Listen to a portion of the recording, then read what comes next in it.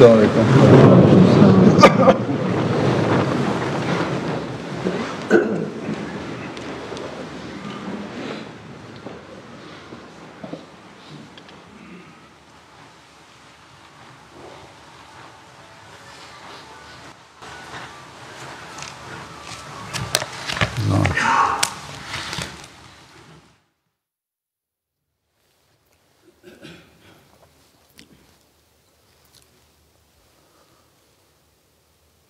اللہ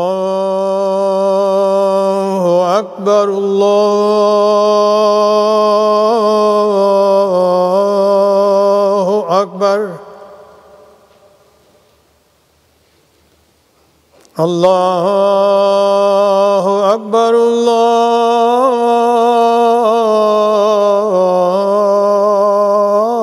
اکبر. اشہد ان لا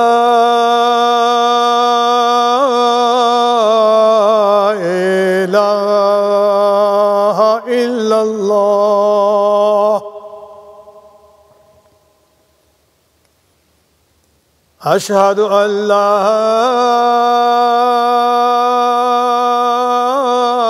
الہ الا اللہ اشہد ان محمد رسول اللہ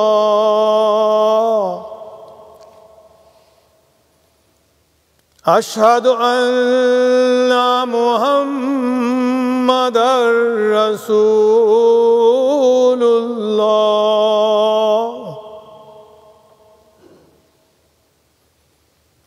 حی علی الصلاۃ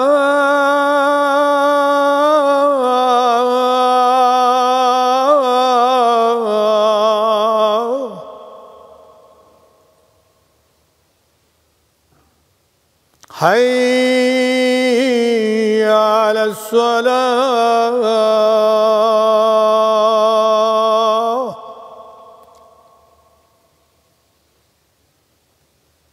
حی علی الفلاح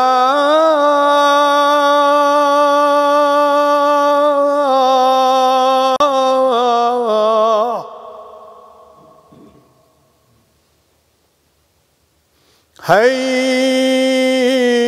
علی الفلاح.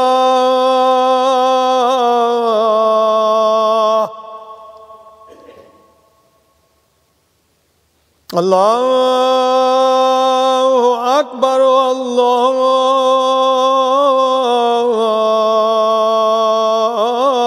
اکبر.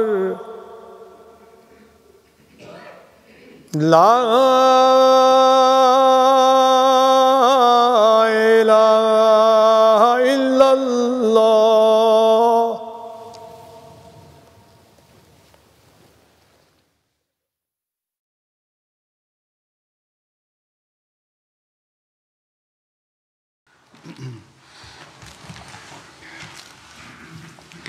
السلام علیکم ورحمۃ اللہ.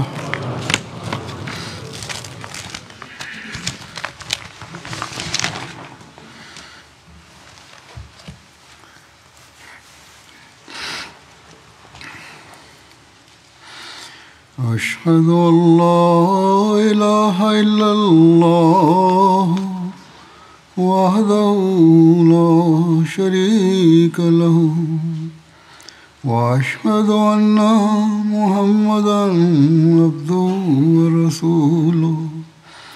اما بعد فاعوذ بالله من الشیطان الرجیم. بسم اللہ الرحمن الرحیم. الحمد للہ رب العالمین الرحمن الرحیم مالک یوم الدین. ایاک نعبد وایاک نستعین. اهدنا الصراط المستقیم صراط الذین أنعمت علیہم غير المغضوب عليهم ولا الضالين.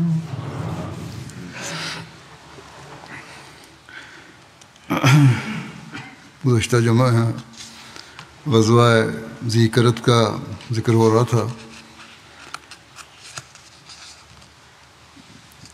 جیسا کہ بتایا تھا کہ حضرت صلی اللہ علیہ وسلم نے اپنے اس غزوے میں جانے سے پہلے چند صحابہ کو دشمن کی طرف روانہ فرمایا تھا، اور آپ پھر ان کے پیچھے اپنا لشکر لے کے روانہ ہوئے.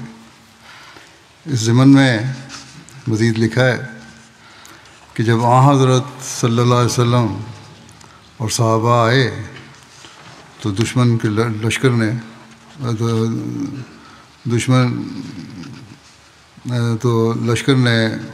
یعنی دشمن کے لشکر نے انہیں دیکھا اور وہ بھاگ گئے. جب مسلمان دشمن کے پڑاؤ کی جگہ پر پہنچے تو حضرت ابو قتادہ کا گھوڑا وہاں موجود تھا جس کی کونچیں کٹی ہوئی تھیں. ایک صحابی نے کہا یا رسول اللہ صلی اللہ علیہ وسلم، ابو قتادہ کے گھوڑے کی تو کونچیں کٹی ہوئی ہیں.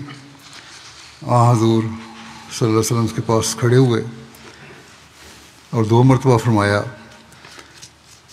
تیرا بھلا ہو، جنگ میں تیرے کتنے دشمن ہیں. پھر رسول اللہ صلی اللہ علیہ وسلم اور صحابہ آگے چل دیے یہاں تک کہ اس جگہ پہنچے جہاں حضرت ابو قتادہ اور مسعدہ نے کشتی کی تھی. گزشتہ جمعہ بیان ہوا تھا اس کے بارے میں. تو انہوں نے سمجھا کہ حضرت ابو قتادہ چادر میں لپٹے پڑے ہیں.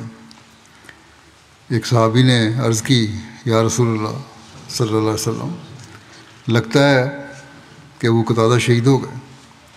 آپ صلی اللہ علیہ وسلم نے فرمایا اللہ ابو قتادہ پر رحم کرے، اس ذات کی قسم جس نے مجھے عزت بخشی ہے، ابو قتادہ تو دشمن کے پیچھے ہے اور رجز پڑ رہا ہے.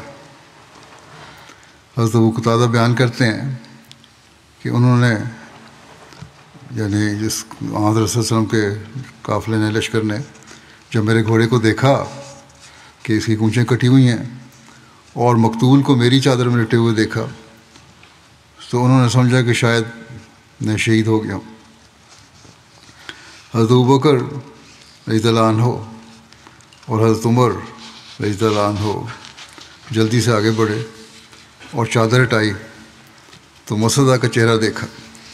ان دونوں نے کہا اللہ اکبر، اللہ اور اس کے رسول نے سچ کہا. یا رسول اللہ یہ مسعدہ نہیں یہ مسعدہ ہے. اس پر صحابہ نے بھی تکبیر کہی اور پھر تھوڑی دیر بعد ہی حضرت ابو قتادہ اونٹنیاں ہانکتے ہوئے حضرت صلی اللہ علیہ وسلم کے مقدس میں حاضر ہو گئے. آپ صلی اللہ علیہ وسلم نے فرمایا اے ابو قتادہ تمہارا چہرہ کامیاب ہو گیا. ابو قتادہ گھڑ سواروں کے سردار ہیں. اے ابو قتادہ اللہ تم میں برکت رکھ دے. دوسری روایت میں ہے کہ آپ صلی اللہ علیہ وسلم نے فرمایا تمہاری اولاد اور اولاد کی اولاد میں برکت رکھ دے. پھر آپ صلی اللہ علیہ وسلم نے فرمایا اے ابو قتادہ یہ تمہارے چہرے پر کیا ہوا ہے. حضرت ابو قتادہ کہتے ہیں کہ میں نے کہا کہ میرے ماں باپ آپ پر قربان ہوں، مجھے ایک تیر لگا تھا. اس ذات کی قسم جس نے آپ کو عزت بخشی، میرا خیال تھا کہ میں نے تیر نکال دیا تھا. آپ نے فرمایا ابو قتادہ میرے قریب آؤ. میں آپ صلی اللہ علیہ وسلم کے قریب ہوا. آپ نے نرمی سے تیر نکال دیا اور اپنا لعاب دہن لگایا اور اپنا ہاتھ اس پر رکھا. حضرت ابو قتادہ کہتے ہیں کہ اس ذات کی قسم جس نے آپ صلی اللہ علیہ وسلم کو نبوت عطا کی، مجھے یوں لگتا تھا جیسے مجھے کوئی چوٹ ہی نہ لگی ہو اور نہ زخم آیا ہو. پچھلی دفعہ بیان ہوا تھا کہ تیر تو ابو قتادہ نے خود نکالا تھا، لیکن ہو سکتا ہے اس کی کوئی پھل اس کا اندر رہ گیا ہو جسے آپ صلی اللہ علیہ وسلم نے نکالا، جس کا نشان نظر آ رہا تھا. ایک روایت میں ہے کہ جب رسول اللہ صلی اللہ علیہ وسلم نے حضرت ابو قتادہ کو دیکھا تو فرمایا اے اللہ اس کے بالوں اور اس کی جلد میں برکت رکھ دے، اور فرمایا تمہارا چہرہ کامیاب ہو گیا۔ وہ کہتے ہیں میں نے عرض کیا یا رسول اللہ آپ کا چہرہ کامیاب ہو گیا۔ پھر جب 70 سال کی عمر میں حضرت ابو قتادہ کی وفات ہوئی تب بھی کہتے ہیں کہ ان کے چہرے سے، وہ آپ چہرے سے 15 سال کے لگتے تھے، یعنی جوان چہرہ لگتا تھا۔ اس غزوے میں حضرت سلمہ کا دشمن سے ذو قرد میں مقابلے کا ذکر یوں ملتا ہے۔ حضرت سلمہ کہتے ہیں کہ میں دشمن کے پیچھے دوڑتا جا رہا تھا، یہاں تک کہ مجھے اس ذات کی قسم جس نے حضور صلی اللہ علیہ وسلم کو عزت دی، مجھے اپنے پیچھے صحابہ نظر نہیں آ رہے تھے، اور نہ ہی مجھے ان کا گرد و غبار نظر آ رہا تھا۔ دشمن غروب آفتاب سے پہلے ایک گھاٹی میں پہنچ گیا جہاں ذو قرد نام کا ایک چشمہ تھا۔ انہوں نے وہاں سے پانی پینا چاہا تو انہوں نے مجھے دیکھا کہ میں ان کے پیچھے ہی ہوں تو وہ اس سے ہٹ گئے۔ سورج غروب ہو چکا تھا۔ میں نے ایک شخص کو دیکھا تو اسے تیر مارا، میں نے صبح بھی اسے تیر مارا تھا، اب دوسرا تیر اسے مارا اور دونوں تیر اسے لگے۔ وہ 2 گھوڑے چھوڑ کر بھاگ کھڑے ہوئے تو میں نے ان دونوں کو پکڑا اور ان کو لے کے پھر اتنی دیر میں حضرت صلی اللہ علیہ وسلم آ گئے تھے، حضور صلی اللہ علیہ وسلم کی خدمت میں ہانک لایا۔ رسول اللہ صلی اللہ علیہ وسلم کے ذو قرد پہنچنے کے بارے میں بیان ہوا ہے کہ حضرت سلمہ کہتے ہیں کہ رسول اللہ صلی اللہ علیہ وسلم عشاء کے وقت پہنچے اور چشمے پر پڑاؤ ڈالا جہاں میں نے دشمن کو روکا تھا۔ آپ اونٹنیاں اور ہر وہ چیز جو میں نے دشمن سے چھینی تھی قبضہ میں کر چکے تھے۔ حضرت بلال نے ان اونٹوں میں سے ایک اونٹ ذبح کیا جو دشمن سے چھینے گئے تھے، اور حضرت صلی اللہ علیہ وسلم کے لیے اس کا کلیجہ اور کوہان بھونی۔ حضرت سعد بن عبادہ نے کھجوروں سے لدے ہوئے 10 اونٹ بھیجے جو آپ کو ذو قرد مقام پر ملے۔ حضرت سلمہ کہتے ہیں کہ میں نے عرض کیا میں نے دشمن کو پانی سے روکا ہوا تھا اور وہ پیاسے تھے، آپ صلی اللہ علیہ وسلم مجھے 100 مجاہدین کے ساتھ روانہ کریں، میں ان کو پیچھا کر کے ان کے ہر مخبر کو بھی قتل کر دوں گا۔ آپ صلی اللہ علیہ وسلم مسکرانے لگے، یہاں تک کہ آگ کی روشنی میں آپ کے دندان مبارک نظر آنے لگے۔ آپ نے فرمایا سلمہ کیا تم ایسا کر سکتے ہو؟ میں نے کہا آپ کو عزت دینے والے کی قسم جی ہاں۔ آپ صلی اللہ علیہ وسلم نے فرمایا ملکتا فاسجے، تم نے ان پر قابو پا لیا ہے تو نرمی اختیار کرو۔ یہ عرب کے محاوروں میں سے ایک محاورہ ہے، اس کا مطلب یہ ہے کہ بہترین معافی یہی ہے کہ نرمی اختیار کرو اور سختی سے کام نہ لو۔ اب چلے گئے تو چلے گئے، اب ان کو پیچھا کرنے کی ضرورت نہیں۔ اس جنگ کے واقعات میں حضرت سلمہ واقعہ بیان کرتے ہوئے کہتے ہیں کہ صبح کے وقت آپ صلی اللہ علیہ وسلم نے فرمایا آج کے بہترین گھڑ سوار ابو قتادہ اور بہترین پیادہ سلمہ بن اکوع ہے۔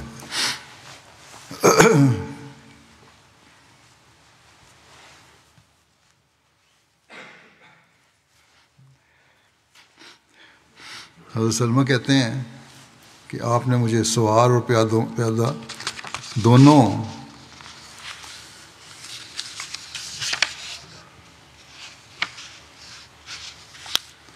کا حصہ عطا فرمایا، پھر مجھے اپنی اونٹنی پر اپنے پیچھے سوار کیا۔ اس سفر میں حضرت سلمہ کی ایک اور واقعہ روایت کا بھی ذکر ہے، ایک واقعہ کا ذکر ہے، روایت ملتی ہے۔ حضرت سلمہ کہتے ہیں کہ مدینہ واپسی کے وقت جب ہم مدینہ کے قریب پہنچے تو ایک انصاری صحابی جو دوڑنے میں بہت تیز تھے اعلان کر کے کہنے لگے کہ کوئی ہے جو میرے ساتھ دوڑ میں مقابلہ کرے، یعنی مدینہ طیبہ تک دوڑ لگائے میرے ساتھ۔ انہوں نے چند مرتبہ یہی الفاظ دہرائے۔ کہتے ہیں کہ میں نے رسول اللہ صلی اللہ علیہ وسلم کے پیچھے ہی اونٹنی پر سوار تھا، میں سوار تھا صلی اللہ علیہ وسلم کی اونٹنی پر۔ میں نے ان انصاری صحابی سے کہا کہ کیا تم کسی معزز کی عزت نہیں کرتے؟ تمہیں کسی شریف آدمی کا ڈر نہیں ہے؟ اعلان کرتے پھر رہے۔ اس نے کہا نہیں، سوائے رسول اللہ صلی اللہ علیہ وسلم کے، اور مجھے کوئی نہیں ڈر کسی سے۔ تو میں نے رسول اللہ صلی اللہ علیہ وسلم کو عرض کیا کہ یا رسول اللہ، میرے ماں باپ آپ پر فدا ہوں، مجھے اس آدمی سے دوڑ لگانے کی اجازت دیں۔ آپ نے فرمایا ٹھیک ہے، اگر تم چاہتے ہو تو لگاؤ۔ میں نے اس شخص سے کہا کہ چلو۔ پھر کہتے ہیں کہ میں نے اپنے پاؤں موڑے اور چھلانگ ماری اور دوڑ پڑا، اور میں 1 یا 2 گھاٹیاں اس کے پیچھے دوڑا، یعنی وہ آگے اور میں پیچھے تھا، اور اپنی طاقت بچاتا رہا۔ پھر میں تیز ہوا اور اسے جا لیا۔ میں نے اسے کندھے کے درمیان ہاتھ مارا اور کہا اللہ کی قسم میں تم پر سبقت لے گیا۔ وہ مسکرانے لگا اور کہا کہ میرا بھی یہی خیال ہے، اور یوں میں اس دوڑ میں آگے نکل گیا یہاں تک کہ ہم مدینہ پہنچ گئے۔ اس غزوے کے لیے حضرت صلی اللہ علیہ وسلم مدینہ سے کتنا عرصہ باہر رہے، اس کی تفصیل میں لکھا ہے کہ رسول اللہ صلی اللہ علیہ وسلم بدھ کی صبح روانہ ہوئے، اور آپ نے 1 رات 1 دن ذو قرد میں قیام فرمایا تاکہ دشمن کی وہ خبر مل سکے۔ پھر سوموار کے دن مدینہ واپس تشریف لائے۔ یوں آپ 5 راتیں مدینہ سے باہر رہے۔ اس جنگ میں شہید ہونے والے صحابہ کی تفصیل یوں ہے۔ مسلمانوں میں سے حضرت محرز بن نزلہ شہید ہوئے، ابن حشام کے مطابق ابن وقاص بن مجزز بھی شہید ہوئے تھے۔ ان کے علاوہ حضرت ابو ذر کے بیٹے جنگ سے پہلے ہی اونٹوں کے باڑے میں شہید کر دیے گئے تھے۔ کفار کے بارے میں لکھا ہے کہ کفار میں سے عبد الرحمن بن عیینہ، حبیب بن عیینہ، مسدہ بن حکمہ فزاری، عبار اور اس کا بیٹا عمر قتل ہوئے۔ حضرت ابو ذر کی بیوی کو دشمن قید کر کے لے گئے تھے، جس کا ذکر ہوا تھا پہلے۔ حملہ آور حضرت ابو ذر کی بیوی کو پکڑ کر ساتھ لے گئے تھے، اور انہوں نے اس کو باندھ کر رکھا ہوا تھا، اور وہ لوگ اپنے مویشی اپنے گھروں کے سامنے رات کو رکھتے تھے۔ ایک رات وہ عورت بندروں سے چھٹ گئی اور قریب ہی بندھے ہوئے اونٹوں کے پاس آئی۔ جب بھی وہ کسی اونٹ کے قریب آتی تو وہ بلبلاتا اسے چھوڑ دیتی، وہ شور مچاتا، یہاں تک کہ وہ ازبا، یہ حضرت صلی اللہ علیہ وسلم کی وہ اونٹنی تھی جسے دشمن لوٹ کر ساتھ لے آئے تھے، اس کے پاس پہنچی۔ وہ نہیں بلبلائی، بولی کوئی نہیں، بڑے آرام سے رہی۔ وہ سدھائی ہوئی اونٹنی تھی۔ وہ عورت اس کی پشت پر سوار ہو گئی اور اسے ایڑ لگا دی، اور وہ چل پڑی۔ ان لوگوں کو اس کے بھاگنے کا علم ہو گیا۔ انہوں نے اسے پکڑنا چاہا لیکن وہ پکڑی نہ گئی۔ راوی کہتے ہیں کہ اس عورت نے اللہ کی خاطر نظر مانی کہ اگر اللہ اسے اس اونٹنی کے ذریعے نجات دے گا تو وہ ضرور اس کو ذبح کر دے گی۔ جب وہ مدینہ آئی اور لوگوں نے دیکھا تو کہنے لگا یہ تو رسول اللہ صلی اللہ علیہ وسلم کی اونٹنی ازبا ہے۔ وہ عورت کہنے لگی میں نے تو نظر مانی ہے کہ اگر اللہ اسے اس اونٹنی کے ذریعے نجات دے گا تو وہ اس کی قربانی کرے گی۔ اس بحث مباحثہ پر لوگ رسول اللہ صلی اللہ علیہ وسلم کی خدمت میں حاضر ہوئے اور آپ سے یہ ساری بات بیان کی۔ آپ صلی اللہ علیہ وسلم نے فرمایا سبحان اللہ، اس عورت نے اس اونٹنی کو کتنا برا بدلہ دیا ہے، یہ اس کو بچا کے لائی ہے اور یہ اس کو یہ بدلہ دے رہی ہے، یہ نظر مان کر کہ اگر اللہ نے اس اونٹنی کے ذریعے اسے بچایا تو اسے ذبح کر ڈالے گی، یہ تو اچھا بدلہ نہیں ہے۔ پھر فرمایا کوئی نظر خدا کی نافرمانی میں پوری نہ کی جائے، اور نہ ہی اس میں نظر جائز ہے جس کا بندہ مالک نہیں، تم مالک ہی نہیں اس کی۔ فرمایا یہ میری اونٹنی ہے، تم اللہ کا نام لے کر خیر و برکت کے ساتھ اپنے گھر جاؤ۔ اب ایک سریے کا ذکر کروں گا۔ یہ سریہ حضرت ابان بن سعید بطرف نجد کہلاتا ہے۔ یہ سریہ محرم 7 ہجری میں ہوا، جبکہ ایک روایت میں اس سریہ کی تاریخ جمادی الثانی 7 ہجری بیان ہوئی ہے۔ حضرت مرزا بشیر احمد صاحب نے بھی اس کو سریہ کو محرم 7 ہجری میں لکھا ہے۔ اس سریہ کی تاریخ محرم سال ہجری زیادہ قرین قیاس ہے، کیونکہ روایات میں ذکر ہے کہ خیبر کی طرف روانگی سے قبل مدینہ سے نجد کی طرف حضرت ابان بن سعید کو بھیجا، اور خیبر کی طرف روانگی محرم 7 ہجری میں ہوئی تھی۔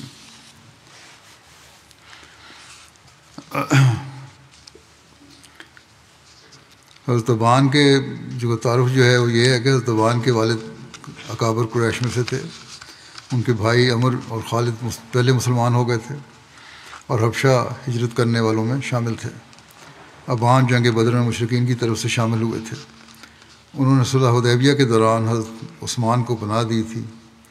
عمر اور خالد حبشہ سے واپس آئے تو انہوں نے ابان کو پیغام بھیجا، یہاں تک کہ تینوں اکٹھے خیبر کے ایام میں رسول اللہ صلی اللہ علیہ وسلم کی خدمت میں حاضر ہوئے اور ابان نے اسلام قبول کیا۔ ایک روایت میں ہے کہ حضرت ابان بن سعید نے صلح حدیبیہ اور غزوہ خیبر کے درمیانی عرصے میں اسلام قبول کیا۔ رسول اللہ صلی اللہ علیہ وسلم کی وفات کے وقت ابان بحرین پر عامل تھے۔ اس کے بعد وہ حضرت ابوبکر کے پاس آئے اور شام چلے گئے۔ آپ 13 ہجری میں شہید ہوئے۔ ایک روایت کے مطابق 27 ہجری کو حضرت عثمان کی خلافت میں وفات پائی۔ غزوہ خیبر پر روانگی سے قبل رسول اللہ صلی اللہ علیہ وسلم نے حضرت ابان بن سعید کی قیادت میں نجد کی طرف ایک لشکر روانہ کیا تھا۔ نجد ایک نیم صحرائی لیکن شاداب خطہ ہے، اس میں متعدد وادیاں اور پہاڑ ہیں۔ یہ جنوب میں یمن، شمال میں صحرائے شام اور عراق تک جا پہنچتا ہے۔ اس کے مغرب میں صحرائے حجاز واقع ہے۔ یہ علاقہ سطح زمین سے 1200 میٹر بلند ہے۔ اس بلندی کی بنا پر اس کو نجد کہتے ہیں۔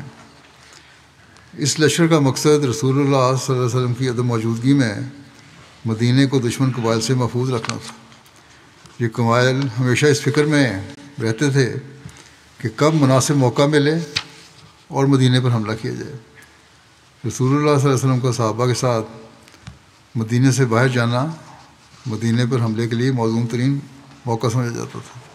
دشمن خیال کرتا تھا کہ وہاں وسلم باہر ہیں مدینہ سے اور لوگ بھی ان کے ساتھ ہیں، لشکر ساتھ ہے، مدینہ میں بہت کم لوگ ہیں، اس لیے ہم حملہ کر کے مدینہ کو فتح کر لیں۔ اس خدشے کے تحت آپ صلی اللہ علیہ وسلم جب بھی کسی غزوے پر جاتے تو ایسے قبائل کی طرف بھی کچھ صحابہ بھیج دیا کرتے تھے۔ اس سریے کا ذکر صحیح بخاری میں اس طرح آیا ہے کہ رسول اللہ صلی اللہ علیہ وسلم نے حضرت ابان کو ایک سریے پر مقرر کر کے مدینہ سے نجد کی طرف بھیجا۔ حضرت ابو ہریرہ کہتے ہیں پھر ابان اور ان کے ساتھی نبی صلی اللہ علیہ وسلم کے پاس خیبر میں آئے بعد اس کے کہ آپ نے اس کو فتح کر لیا تھا۔ حضرت ابو ہریرہ کہتے تھے کہ میں نے عرض کیا، یہ فتح کے بعد پہنچے تھے خیبر کی، کہ یا رسول اللہ صلی اللہ علیہ وسلم انہیں حصہ نہ دیجیے، اس میں خیبر کے میں مالک غنیمت میں ان کا حصہ کوئی نہیں ہونا چاہیے، جس پر ان دونوں کی باہم تکرار ہو گئی۔ نبی صلی اللہ علیہ وسلم نے فرمایا اے ابان بیٹھ جاؤ، اور آپ نے اس کو حصہ نہیں دیا کیونکہ براہ راست خیبر کی جنگ میں شامل نہیں تھے، یہی وجہ ہو سکتی ہے۔ پھر ایک غزوے کا ذکر تاریخ میں ملتا ہے، بڑا مشہور ہے، جو غزوہ خیبر کہلاتا ہے۔ خیبر ایک وسیع سبزہ زار ہے جو چشموں اور بکثرت پانیوں سے شاداب ہے اور جزیرہ عرب میں کھجوروں کے سب سے بڑے نخلستان میں شمار کیا جاتا ہے۔ اس کی زرخیزی کا اندازہ اسی سے کیا جا سکتا ہے کہ خیبر کی صرف ایک وادی جو قتیبہ کے نام سے موسوم ہے، اس میں 40,000 کھجوروں کے درخت تھے۔ خیبر کی وادی مدینہ سے شمال کی جانب اندازاً 96 میل کے دوری پر تھی۔ یہاں یہود بہت قدیم سے آباد تھے۔ تاریخی روایت کے مطابق حضرت موسیٰ علیہ السلام کے زمانے سے یہاں بنی اسرائیل کے یہود آباد تھے۔ بعض مورخین کے مطابق بخت النصر کے زمانے میں یہود یہاں آباد ہوئے۔ کچھ اور روایات بھی ہیں جن سے نتیجہ یہی نکلتا ہے کہ خیبر میں قدیم سے یہود آباد تھے اور بڑے بڑے قلعے بنا کر یہ لوگ یہاں آباد تھے۔ بڑی اہمیت تھی ان کے نزدیک اس جگہ کی، اور اب بھی کہتے ہیں۔ عبرانی زبان میں خیبر کے معنی بھی قلعے کے ہیں۔ یہود کے کچھ قبائل مدینہ میں بھی آباد تھے، لیکن خیبر کے یہود کو ایک بات ممتاز کرتی تھی کہ یہاں کے یہود باقی تمام یہود سے شجاعت اور جنگ میں استقلال دکھانے میں بڑھ کر تھے، اور ان میں باہم اتحاد بھی دوسروں کی نسبت زیادہ تھا، جس کی وجہ سے یہ خطہ عرب میں قوت و طاقت کی ایک اکائی سمجھے جانے والی قوم تھی۔ مدینہ کے یہود ہوں یا خیبر کے یہود، حضرت صلی اللہ علیہ وسلم اور اسلام کے متعلق ان کی سازشیں اور ریشہ دوانیاں باغیانہ حد تک بڑھی ہوئی تھیں۔ بغض و عداوت میں بڑھتی ہی چلی جانے والی اس قوم نے اسلام اور نبی اکرم صلی اللہ علیہ وسلم کی ذات مبارک کو بھی ختم کرنے میں اپنی تمام تر قوتوں کو بروئے کار لانے میں کوئی کمی نہیں کی، جبکہ اس کے برعکس حضرت صلی اللہ علیہ وسلم نے مدینہ کے یہود کے ساتھ ہمیشہ نرمی کا برتاؤ کیا، ان کے ساتھ صلح کے معاہدے کیے، اور جب کبھی بھی معاہدے کو توڑ دیتے یا خلاف ورزی کرتے تو آپ صلی اللہ علیہ وسلم کی پہلی کوشش درگزر اور عفو کی ہوتی تھی، یہاں تک کہ ان لوگوں نے نبی اکرم صلی اللہ علیہ وسلم کو قتل کرنے کی متعدد مرتبہ کوشش کی، معاہدے کی خلاف ورزی کرتے ہوئے بیرونی طاقتوں کو مدینہ پر حملہ کرنے میں تعاون کیا، جس کے بدلے میں سزا کے طور پر ان تمام یہود کو سخت سے سخت سزا بھی دی جاتی تو وہ عدل و انصاف کے عین مطابق ہوتی، لیکن حضرت صلی اللہ علیہ وسلم کا حد درجہ کا عفو اور رحمت کا یہ عالم تھا کہ پھر بھی ان کی جان و مال کو یوں امان دی کہ مدینہ سے جلا وطن کر دیا کہ جو کچھ ساتھ لے کر جا سکتے ہو لے جاؤ۔ نبی اکرم صلی اللہ علیہ وسلم کا مقصد نعوذ باللہ جبر و اکراہ ہوتا تو مدینہ کے یہود کی بار بار ایس شکنی پر ان کو کبھی معاف نہ فرماتے۔ نبی اکرم صلی اللہ علیہ وسلم کا مقصد اگر خون بہانا ہوتا تو بنو قینقاع اور بنو نذیر کو کبھی جان کی امان دے کر بحفاظت مدینہ سے نہ جانے دیتے۔ نبی اکرم صلی اللہ علیہ وسلم کا مقصد اگر مال و دولت کا حصول ہوتا تو بنو نذیر جو کہ جزیرہ عرب میں سب سے بڑا سرمایہ دار گروہ خیال کیا جاتا تھا، کبھی سونے چاندی کو مشکوں اور بڑے بڑے تھیلوں میں بھر کر اہلیان مدینہ کے سامنے ان کو دکھا کر نہ لے جا سکتا، اور جو اس میں احسان اور عفو و درگزر کا سلوک حضرت صلی اللہ علیہ وسلم نے ان یہود مدینہ کے ساتھ کیا تھا، ہونا تو یہ چاہیے تھا کہ خیبر میں آباد ہو جانے کے بعد یہ لوگ اسلام اور بانی اسلام کے حق میں صلح جوئی اور امن و سلامتی کے ماحول میں رہتے۔ مدینہ سے جلا وطنی کے بعد مدینہ کے یہود کی ایک تعداد خیبر میں جا کر آباد ہو گئی تھی، لیکن خیبر جو کہ پہلے ہی ایک بہت بڑی حربی طاقت تھی، مسلمانوں کے خلاف خطرناک منصوبہ سازیوں کا مرکز بن گئی۔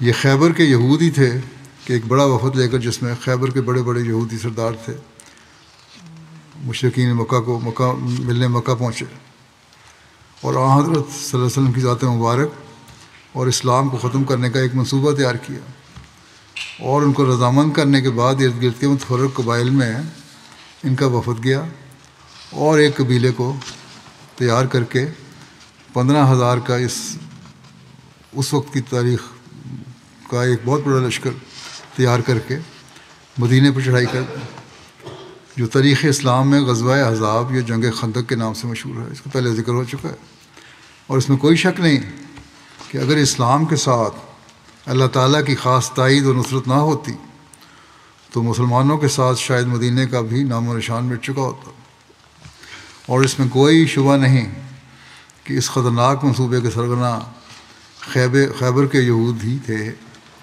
جو اب ہر وقت مسلمانوں کو ختم کرنے میں مصروف تھے۔ مدینہ میں موجود بنو قریظہ کو ان کی شکنی کی پہلی مرتبہ سخت سزا بھی یہود خیبر کو اپنے رویوں میں تبدیلی پیدا کرنے کا باعث نہ بن سکی۔ اس لیے اب بہت ضروری تھا کہ اس عہد شکنی اور سازشی کردار ادا کرنے والی قوم کے خلاف براہ راست کوئی قدم اٹھایا جائے تاکہ خطے کا امن بحال ہو سکے، اور ہر کوئی اپنی اپنی جگہ امن و سکون سے بے خوف و خطر اپنے اپنے مذہب و مسلک پر اس طرح عمل پیرا ہو سکے کہ یکون الدین للہ، یکون الدین للہ، کہ دین صرف اللہ کے لیے ہو جائے، دین میں کسی قسم کا کوئی جبر نہ ہو، کیونکہ یہ اللہ اور اس کے بندے کا معاملہ ہے۔ ایک مشہور مستشرق مونٹگومری واٹ، جو کہ اسلام اور بانی اسلام کے خلاف زہر و غلے میں دریغ نہیں کرتا، وہ بھی اپنی کتاب میں لکھتا ہے، اس کا ترجمہ یہ ہے کہ خیبر پر حملے کی سیدھی اور سادہ وجہ یہ تھی کہ انہوں نے اپنی دولت کا بے دریغ استعمال کر کے، یعنی خیبر کے لوگوں نے بے دریغ استعمال کر کے اپنے ہمسایہ عربوں کو اکسایا کہ وہ مسلمانوں کے خلاف ہتھیار اٹھائیں۔ تو یہ وہ خاص پس منظر تھا کہ نبی اکرم صلی اللہ علیہ وسلم نے خدائی اشاروں کے تابع یہ فیصلہ کیا کہ خیبر کی طرف پیش قدمی کی جائے۔ علامہ ابن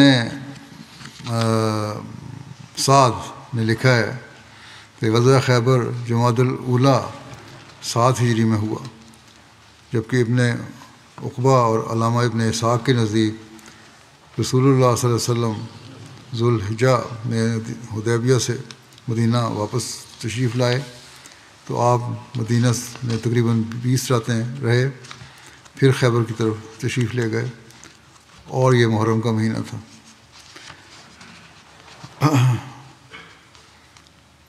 خود مرزا بشیر احمد صاحب نے بھی جو سیرت خاتم النبیین میں جو نوٹس لکھے ہیں بقیہ نامین کے، اس میں آپ نے اس غزوہ خیبر کو ماہ محرم اور صفر 7 ہجری کا غزوہ قرار دیا ہے۔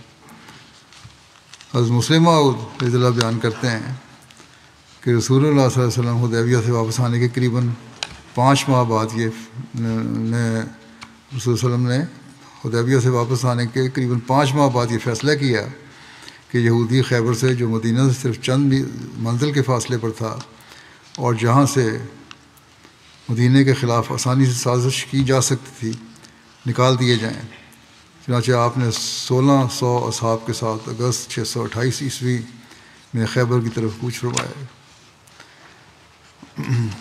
بعض مورخین صلح حدیبیہ سے 5 ماہ بعد کی تاریخ بیان کرتے ہیں، اور حضرت مسلم موعود نے بھی دباچہ تفسیر القرآن میں یہی بیان فرمایا ہے۔ البتہ مورخین اور محدثین کی اکثریت صلح حدیبیہ کے تھوڑے ہی دنوں بعد محرم کے مہینے میں اس کو بیان کرتی ہے، اور حضرت مرزا بشیر احمد صاحب نے بھی اس کے بارے میں یہی لکھا ہے، واللہ اعلم۔ بنیادی طور پر صلح حدیبیہ ایک بہت بڑی فتح تھی۔ قرآن کریم نے اس کو ایک فتح عظیم سے تعبیر کیا ہے، جیسا کہ فرمایا انا فتحنا لک فتحا مبینا، یعنی یقیناً ہم نے تجھے کھلی کھلی فتح عطا کی ہے۔ اور فتح مبین کا یہ وہ دروازہ تھا کہ جس سے گزرتے ہوئے خیبر اور مکہ جیسی عظیم الشان فتوحات نصیب ہوئیں۔ در حقیقت اللہ تعالیٰ نے اسی وقت ہی فتح خیبر کا وعدہ فرما دیا تھا جب صلح حدیبیہ سے واپسی پر مکے اور مدینہ کے درمیان سورہ فتح نازل ہوئی۔ اس سورہ میں فتح خیبر کی خوشخبری یوں عطا فرمائی کہ لقد رضی اللہ عن المؤمنین اذ یبایعونک تحت الشجرۃ فعلم ما فی قلوبہم فانزل السکینۃ علیہم واصابہم فتحا قریبا ومغانم کثیرۃ یاخذونہا وکان اللہ عزیزا حکیما وعدکم اللہ مغانم کثیرۃ تاخذونہا فعجل لکم ھذہ۔ اللہ مومنوں سے اس وقت بالکل خوش ہو گیا جب کہ وہ درخت کے نیچے تیری بیعت کر رہے تھے، اور اس نے اس ایمان کو جو ان کے دلوں میں تھا خوب جان لیا، سو اس کے نتیجے میں اس نے ان کے دلوں پر سکینت نازل کی اور ان کو ایک قریب میں آنے والی فتح بخشی، یعنی فتح خیبر، اور بہت سی غنیمت کے مال بھی بخشے۔ خیبر کے اموال بھی ملے ان کو جن کو وہ قبضہ میں لا رہے تھے۔ اور اللہ غالب اور حکمت والا ہے، اللہ نے تم سے بہت سی غنیمتوں کا وعدہ کیا ہے جو تم اپنے قبضہ میں لاؤ گے، اور یہ موجودہ مال غنیمت تم کو ان وعدوں میں سے جلدی عطا کر دیا ہے۔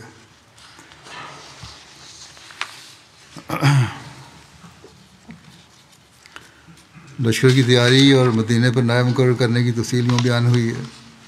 رسول اللہ صلی اللہ علیہ وسلم نے خیبر کی طرف جانے کے لیے جب منادی کروائی تو اعلان کروایا کہ صرف وہی ساتھ چلیں گے جو صلح حدیبیہ میں شریک تھے۔ ایک روایت کے مطابق حضرت صلی اللہ علیہ وسلم نے فرمایا، جو مال غنیمت کی غرض سے نکل رہے ہیں وہ میرے ساتھ نہ نکلیں، صرف وہ لوگ میرے ساتھ روانہ ہوں جو صرف جہاد میں رغبت رکھتے ہیں۔ ابن ہشام کے مطابق رسول اللہ صلی اللہ علیہ وسلم نے حضرت نمیلہ بن عبداللہ لیثی کو مدینہ پر نائب مقرر فرمایا، جبکہ امام بخاری کے مطابق آپ نے حضرت سبا بن عرفتہ کو نائب مقرر فرمایا۔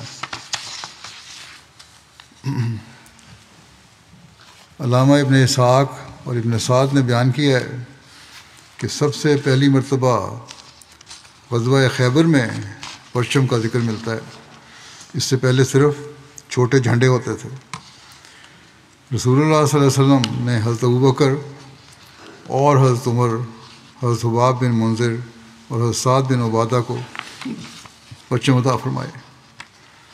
رسول اللہ صلی اللہ علیہ وسلم کا پرچم سیاہ رنگ کا تھا جو حضرت عائشہ کی چادر سے بنایا گیا تھا، اس کا نام عقاب تھا، اور یہی پرچم حضرت حباب بن منذر کے پاس تھا۔ روایت میں حضرت علی کو بھی ایک جھنڈا دیے جانے کا ذکر ملتا ہے، لیکن وہ جھنڈا خیبر میں دیا گیا تھا کیونکہ حضرت علی حضرت صلی اللہ علیہ وسلم کے ساتھ روانہ نہیں ہو سکے تھے، کیونکہ انہیں عشوب چشم کی ایک تکلیف تھی، آنکھوں میں بیماری تھی، کچھ دکھائی نہیں دیتا تھا ان کو۔ البتہ بعد میں بے چین ہو کر یہ روانہ ہو گئے اور خیبر پہنچ گئے، صبر نہیں ہوا ان سے۔ اس سفر میں ام المومنین حضرت ام سلمہ آپ کے ہمراہ تھیں۔ ایک روایت کے مطابق 6-7 صحابیات بھی اس مہم میں ساتھ ہو لیں، اور ایک روایت کے مطابق 20 صحابیات اس غزوے میں شامل ہوئیں۔ حضرت ام سنان اسلمیہ بیان کرتی ہیں کہ رسول اللہ صلی اللہ علیہ وسلم نے جب غزوہ خیبر کا ارادہ فرمایا تو میں آپ کی خدمت میں حاضر ہوئی اور عرض کیا، یا رسول اللہ صلی اللہ علیہ وسلم، آپ اجازت دیں تو میں بھی ساتھ چلوں۔ میں مشکیزوں کی سلائی کروں گی، لشکر کے سامان کی حفاظت کروں گی، کوئی بیمار ہوا یا زخمی ہوا تو اس کا علاج کروں گی۔ وہ کہتی ہیں کہ نبی اکرم صلی اللہ علیہ وسلم نے مجھے اجازت دے دی، اور اسی طرح بنو غفار کی کچھ عورتیں حضرت صلی اللہ علیہ وسلم خدمت میں حاضر ہوئیں اور عرض کیا، یا رسول اللہ، ہم بھی جنگ میں شرکت کرنا چاہتی ہیں، ہم زخمیوں کی دیکھ بھال کریں گی اور مجاہدین کی مدد کریں گی، جس قدر ہمیں استطاعت ہوئی۔ آپ صلی اللہ علیہ وسلم نے ان کی اجازت دی، ان کو بھی اجازت دی اور ان کے لیے برکت کی دعا کی۔ جب رسول اللہ صلی اللہ علیہ وسلم رسول اللہ صلی اللہ علیہ وسلم اور صحابہ کرام کی تیاری کا علم مدینے کے یہود کو ہوا تو ان پر یہ امر بہت گراں گزرا، اور انہوں نے سمجھ لیا کہ اگر آپ خیبر میں داخل ہو گئے تو خیبر ہلاک ہو جائے گا، جیسا کہ بنو قینقاع اور بنو نذیر اور بنو قریظہ ہلاک ہوئے تھے۔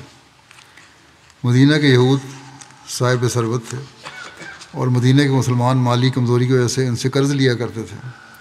اب اس وقت خیبر کے یہود کے مفاد کی خاطر مدینہ کے یہود نے مسلمانوں کو تنگ کرنے اور جنگ سے روکنے کے لیے فوری طور پر اپنے قرض کا مطالبہ کرنا شروع کر دیا۔ ایک صحابی کا واقعہ ملتا ہے کہ حضرت ابن ابی حضرت سے روایت ہے کہ انہوں نے ابو شام یہودی کے 5 درہم اور ایک روایت میں ہے کہ 4 درہم دینے تھے۔ یہودی نے مطالبہ کیا کہ ابن ابی حضرت سے ان سے کہا کہ اس نے مطالبہ کیا، ابن ابی حضرت نے اس سے کہا کہ مجھے مہلت دے دو، میں خیبر سے واپس آ کر انشاءاللہ تمہارا حق ادا کر دوں گا، کیونکہ اللہ تعالیٰ نے اپنے نبی صلی اللہ علیہ وسلم سے وعدہ فرمایا ہے کہ خیبر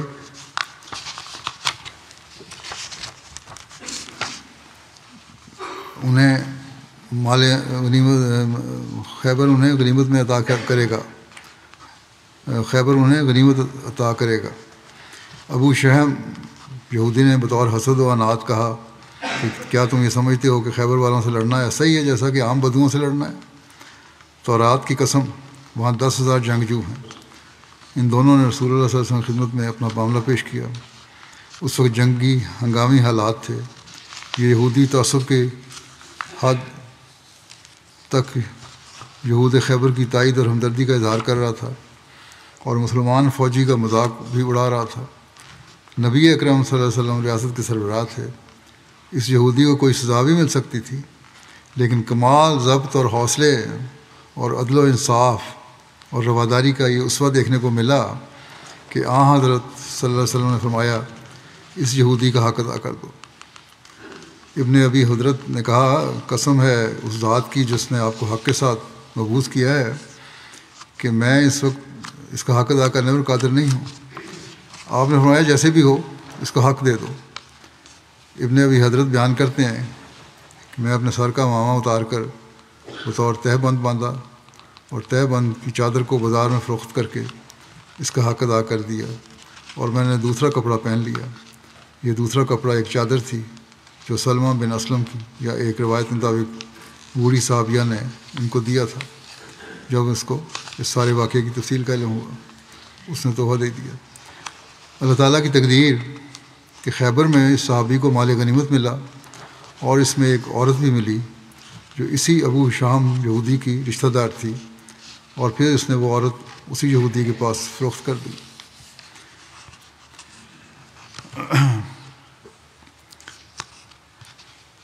خیبر کی طرف پیش قدمی کی خبروں پر مدینہ کے یہود نے مسلمانوں سے صرف بغض و عناد اور تعصب کا اظہار ہی نہیں کیا، بلکہ اشجع قبیلے کا ایک بدو کرائے پر حاصل کر کے فوری طور پر خیبر کی طرف مسلمانوں کی جنگی تیاریوں اور ضروری معلومات دے کر بھیجا، اور ساتھ یہ پیغام دیا کہ مسلمانوں کا ڈٹ کر مقابلہ کریں۔ ویسے بھی مسلمانوں مخالفین کو کسی جاسوس کی ضرورت نہیں تھی، کیونکہ مدینہ میں موجود منافقین یہ کام بڑی تیزی سے کرتے تھے۔ چنانچہ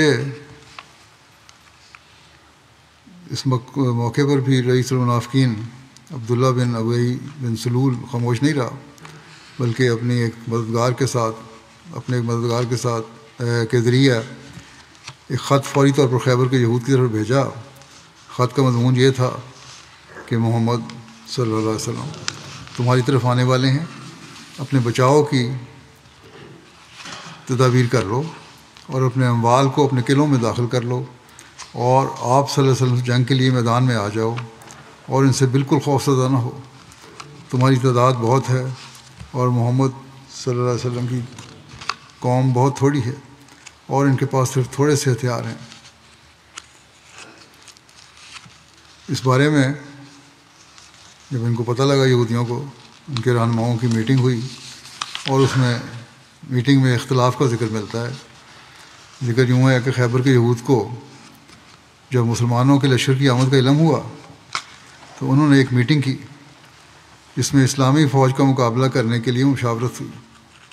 اس بحث میں یہود کے رہنماؤں کی طرف سے مختلف قسم کی تجاویز پیش ہوئیں۔ ایک گروہ کی رائے تھی کہ یہودی قلعہ بند ہو کر فصیلوں کے پیچھے سے جنگ کریں، جس کی وجہ سے مسلمان آخر تنگ آ کر محاصرہ چھوڑ دیں گے، جبکہ خیبر کے مشہور بہادر مرہب کے بھائی ابو زینب نے تجویز دی کہ قلعہ بند ہو کر مقابلہ کرنے کے بجائے باہر میدان میں نکل کر مقابلہ کیا جائے، کیونکہ اس سے پہلے مدینہ کے یہود قلعہ بند ہو کر مقابلوں کا نتیجہ دیکھ چکے ہیں اور اس میں مسلمانوں کو ہی فتح ہوئی ہے۔ لیکن پہلے گروہ نے اس تجویز کو یہ کہہ کر رد کر دیا کہ ہمارے قلعے ان کے قلعوں سے کہیں زیادہ مضبوط ہیں۔ ایک تیسری تجویز اس سے بھی زیادہ متکبرانہ تھی، جو یہود کی نسبت بہت جرأت مندانہ تھی اور وہ خیبر کی فوجوں کے سپہ سالار سلام بن مشکم کی طرف سے تھی۔ اس کا کہنا تھا کہ ہم خود مدینے پر حملہ کر دیں اور اپنے سارے ساتھیوں کے ساتھ مل کر مسلمانوں کا خاتمہ کر دیں۔ اکثریت نے اس رائے سے اتفاق کیا، لیکن خیبر کے رئیس اعظم کنانہ بن ابی الحقیق نے اس کی مخالفت کی اور کہا کہ ہمارے قلعے یثرب کے قلعوں کی طرح نہیں ہیں، اور فخر و غرور کا یہ عالم تھا۔ کہنے لگا کہ محمد صلی اللہ علیہ وسلم کبھی بھی ہماری طرف آنے کی جرات نہیں کریں گے۔ البتہ سب رہنماؤں کا اس بات پر اتفاق ہوا کہ ایک وفد تیار کر کے ارد گرد کے جنگجو بہادر قبائل کی طرف بھیجا جائے تاکہ ان سے فوجی مدد کی درخواست کی جائے۔ چنانچہ 14 افراد پر مشتمل ایک وفد تیار ہو کر ہوا، جس کی قیادت بعض روایات کے مطابق خیبر کا رئیس اعظم کنانہ خود کر رہا تھا۔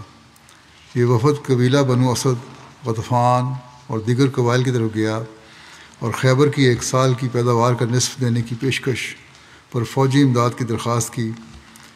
قبیلہ بنو مرہ نے تو دور اندیشی سے کام لیتے ہوئے اس طرح کی مدد کرنے سے انکار کر دیا۔ البتہ بنو اسد اور بنو غطفان جیسے جنگجو قبائل نے 1000 مسلح فوجیوں پر مشتمل لشکر تو فوری روانہ کر دیا اور 4000 کے لشکر کی مزید امداد کا وعدہ کرتے ہوئے اس کی تیاری بھی شروع کر دی۔ بہرحال یہ مزید اس کی تفصیل ہے جو انشاءاللہ آئندہ بیان کر دوں گا۔ اس وقت میں کچھ مرحومین کا ذکر کرنا چاہتا ہوں۔ پہلا ذکر ہے مکرم محمد اشرف صاحب ابن مکرم محمد بخش صاحب منٹی بہاؤدین کا، جو گزشتہ دنوں بقضاء الہی وفات پا گئے۔ انا للہ و انا الیہ راجعون۔ ان کے 3 بیٹیاں اور 6 بیٹے ہیں۔ ان کے ایک بیٹے کاشف جاوید صاحب آج کل سینیگال میں ہیں اور قائم قوم مشری انچارج ہیں، امیر جماعت بھی ہیں، اور اس وجہ سے اپنے والد کے جنازے پہ شامل بھی نہیں ہو سکے سینیگال سے۔ ان کے یہی بیٹے ابھی جو ہیں لکھتے ہیں کہ خاکسار کے والد انتہائی سادہ لو، نیک طبع، خدا ترس وجود تھے۔ احمدی اور خلافت سے انتہائی محبت کرنے والے تھے۔ اپنے خاندان میں اکیلے احمدی تھے اور اکثر یہی کہا کرتے تھے کہ ہم نے جو کچھ پایا وہ احمدی کی وجہ سے پایا۔ اپنی اولاد کو بھی یہی نصیحت کرتے تھے کہ ہمیشہ احمدیت اور خلافت سے تعلق جوڑے رکھنا۔ کہتے ہیں کہ ان کے دادا محمد اعظم صاحب نے 1968 کے قریب بیعت کی تھی سرگودے میں، ایک گاؤں ہے بھابڑا، وہاں سے، اور اس وقت کہتے ہیں میرے والد بھی احمدی ہو گئے تھے، مربی صاحب کہتے ہیں۔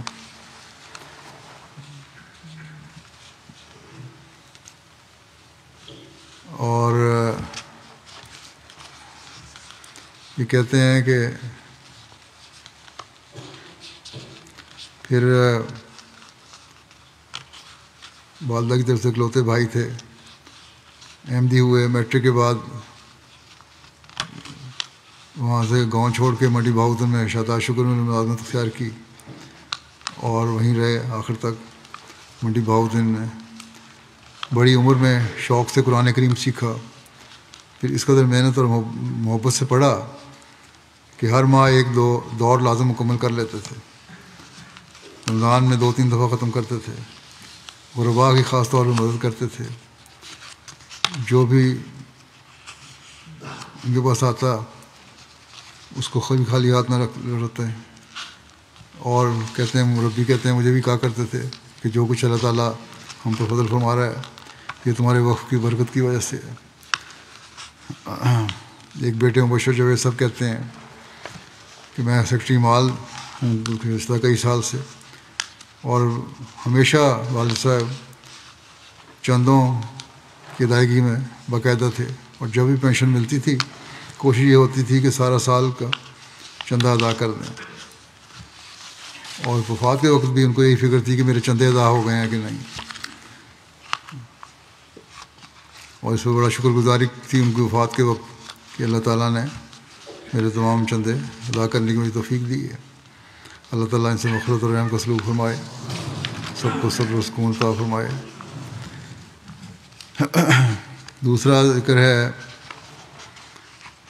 حبیب محمد شاطری صاحب، نائب امیر دوم کینیا، جو محمد حبیب شاطری صاحب کے بیٹے تھے۔ یہ عرب نژاد تھے۔ ان کی گزشتہ دنوں 56 سال کی عمر میں وفات ہوئی۔ انا للہ و انا الیہ راجعون۔ مرحوم موسی تھے۔ عثمان گان میں والدین کے علاوہ اہلیہ اور 3 بچے شامل ہیں۔ کینیا کے امیر جماعت محمود طاہر صاحب کہتے ہیں کہ ان کے بابا اجداد کا تعلق یمن سے تھا، اور ان کے والد حبیب شاطری صاحب نے اگست 1982 میں بیعت کی. بڑے مخلص احمدی تھے، اور یہ مرحوم ان کے بڑے بیٹے تھے. والد کی بیعت کے کچھ عرصے بعد انہوں نے بھی بیعت کر لی، اور بیعت کا عہد تا وقت وفات خوب نبھایا. بنیادی تعلیم مومباسا سے حاصل کی. قابل اور لائق طالب علم تھے. اسکول کی طرف سے کچھ عرصہ کے لیے ان کو فرانس بھی تعلیم کے لیے بھجوایا گیا. ہمیشہ خلفاء سے ملاقات کے واقعات کو اپنی زندگی کے بہترین واقعات بیان کیا کرتے تھے. خلیفہ رابع سے بھی ملے تھے، مجھ سے بھی ملے تھے. مختلف رنگ میں خدمت کی توفیق پاتے رہے. وفات کے وقت بھی نیشنل سیکرٹری تعلیم اور نائب امیر دوم کینیا کی خدمت بجا لا رہے تھے. کہتے ہیں کہ میں ان کو 20 سال سے جانتا ہوں. واقفین کا بہت احترام کرنے والے، اور پھر جو کام بھی ان کے ذمہ لگایا جاتا ان کو نہایت سنجیدگی سے کرتے. کبھی یاد دہانی کروانے کی ضرورت نہیں پیش آئی. نمازوں کے پابند، شاعر اللہ اور حدود اللہ کی باریکی سے خیال رکھنے والے، چندہ جات میں باقاعدہ، عمدہ اخلاق کے مالک، غریبوں کی خبرگیری کرنے والے، والدین کی اطاعت اور حقوق ادا کرنے والے، چھوٹے بہن بھائیوں کا بھی حق ادا کرنے والے، صاحب الرائے، نیک، مخلص اور باوفا انسان تھے. بڑی بڑی کمپنیوں میں اعلیٰ عہدوں پر رہے. اللہ تعالیٰ نے مالی کشائش بھی دی ہوئی تھی. دنیاوی لحاظ سے اچھے کاروباری، سیاسی اور سرکاری اور مذہبی لوگوں سے وابستہ رہتا تھا، مگر کبھی اپنے احمدیت کو نہیں چھپایا، بلکہ اظہار کر کے تبلیغ بھی کر دیا کرتے تھے. یہی وجہ تھی کہ آپ کے جنازے پر کثرت سے مومباسا کی اعلیٰ سرکاری، کاروباری، سیاسی اور سماجی شخصیات شامل ہوئیں. اللہ تعالیٰ مرحوم سے مغفرت و رحم کا سلوک فرمائے، اور ان کے سب لوائقین کو صبر و حوصلہ عطا فرمائے. تیسرا ذکر ہے مکرم انوبی مدنگو صاحب. صدر جماعت ہے یہ زمبابوے کی ایک جماعت کے. ان کی گزشتہ دنوں وفات ہوئی ہے. انا للہ و انا الیہ راجعون. ان کے بیٹے یوسف انوبی صاحب زمبابوے کے صدر جماعت ہیں. یہ لکھتے ہیں کہ یہ آغاز میں یہ تو پہلے سنی مسلمان تھے اور جماعت کی مخالفت شروع میں کیا کرتے تھے، لیکن اسلام کی محبت ان کے دل میں تھی. پہلے ملاوی میں تھے یہ، وہاں جب رہتے تھے تو کافی مخالفت تھی. پھر زمبابوے شفٹ ہو گئے. یہاں آ کے ان کو اسلام کی محبت کی وجہ سے انہوں نے اپنے ارد گرد کے لوگوں کو اکٹھا کیا، اور باجماعت جس علاقے میں تھے وہاں باجماعت نماز کا انتظام کیا، اور دل میں ایک تڑپ تھی ان کی کہ میں حقیقی مسلمان بنوں. بہرحال بعد میں پھر جماعت سے ان کا رابطہ ہوا. ہمارے مربی صاحب ہیں سمیع اللہ صاحب، ان سے تفصیلی بحث و مباحثہ ہوتا رہا، اور پھر آخر انہوں نے احمدیت قبول کر لی. اور اس علاقے میں، اپنے علاقے میں پہلے احمدی تھے. احمدیت قبول کرنے کے بعد ان کی مخالفت بھی ہوئی، اور جس لوگوں کو جنہوں نے اکٹھا کیا تھا ان لوگوں نے بھی ان کو چھوڑ دیا، سختیاں بھی کی انہوں نے ان سے. تو پھر آپ نے وہ سینٹر جو بنایا تھا انہوں نے لوگوں کو اکٹھا کرنے کا، نماز جماعت کا، وہ بھی چھوڑ دیا، اور اپنے گھر والوں کے ساتھ اپنے گھر میں ہی نمازیں اور جمعہ ادا کرنا شروع کر دیا. بہرحال انہوں نے ہمت نہیں ہاری، تبلیغ کرتے رہے، اور بہت سے لوگوں نے ان کا پیغام سنا، جماعت کا پیغام سنا، اور جماعت میں شمولیت اختیار کی ان کے ذریعے سے. بعض سے شخصیت سے بہت سے لوگ آپ کو دیکھ کر جماعت میں شامل ہوئے. خود مالی قربانی کر کے انہوں نے زمین بھی خریدی، جس پر جماعت احمدیہ زمبابوے کی پہلی مسجد تعمیر ہو رہی ہے آج کل. یہ کی خواہش یہی تھی کہ میری زندگی میں بن جائے، لیکن بہرحال تو نہیں بن سکی، اب تعمیر ہو رہی ہے. بہت وفادار، صاف گو، دیانتدار انسان تھے، لوگوں کے درمیان مسائل کو بڑی حکمت کے ساتھ دور کرتے۔ صدر جماعت منتخب ہونے سے قبل بھی اکثر لوگ آپ پر اعتماد اور بھروسہ کرتے تھے۔ یہ بھی ذاتی وسائل سے ضرورت مندوں کی مدد کرتے، گھر ہمیشہ مہمانوں سے بھرا رہتا، جماعت کے ساتھ گہرا عقیدت کا تعلق تھا، ہر کسی کو جماعت کے ساتھ وابستہ رہنے کی تلقین کیا کرتے تھے۔ ان کے پسماندگان میں بھی 8 بچے ہیں، اور آپ کے بیٹے جیسا کہ میں نے بتایا صدر جماعت زمبابوے ہیں، اور ایک ان کے پوتا قاسم انوبی زمبابوے میں پہلے مرکزی مبلغ ہیں، جامعہ سے پڑھے ہیں۔ اللہ تعالیٰ مرحوم سے مغفرت و رحم کو سلوک فرمائے، اور ان کی نسلوں میں جماعت کی تعلیم ہمیشہ جاری رہے اور نیکیاں کرتے رہیں یہ لوگ۔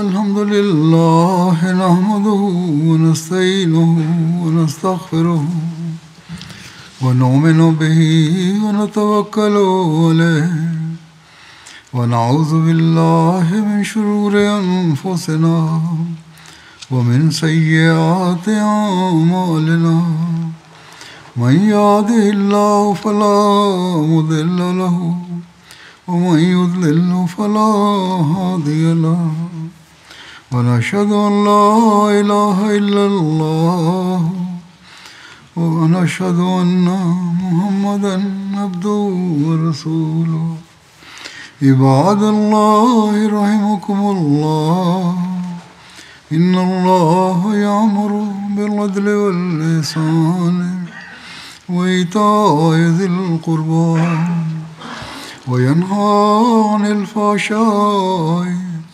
والمنكر والبغي يعظكم لعلكم تذكرون اذكروا الله يذكركم وادعوه يستجب لكم ولذكر الله أكبر